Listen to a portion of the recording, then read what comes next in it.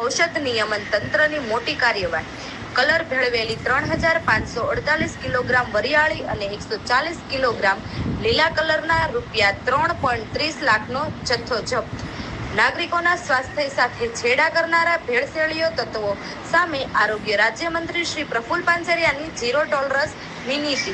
નાગરિકોના સ્વાસ્થ્ય સાથે છેડા કરનારા અને ખોરાકમાં ભેળસેળ કરનારા તત્વો સામે રાજ્ય સરકાર ઝીરો ટોલરન્સ નીતિ અપનાવી રહી છે. આરોગ્ય રાજ્યમંત્રી શ્રી પ્રફુલ પાનસરિયાની કડક સૂચના અને સતત માર્ગદર્શન હેઠળ ખોરાક ઔષધ નિયમન તંત્ર દ્વારા રાજ્યમાં ભેળસેળિયા તત્વોની સામે એક ખાસ ઝુંબેશ ચલાવવામાં આવી રહી છે.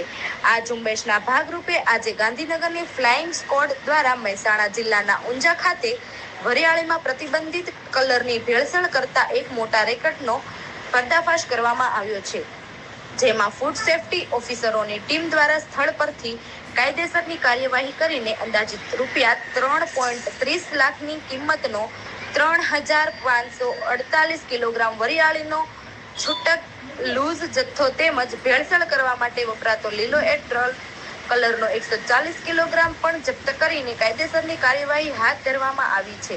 આજે ફ્લાઇંગ સ્ક્વોડ દ્વારા ઊંઝામાં આવેલી મે ગણપતિ ક્લિનિક ફેક્ટરી ખાતે અચાનક તપાસ હાથ ધરવામાં આવી છે.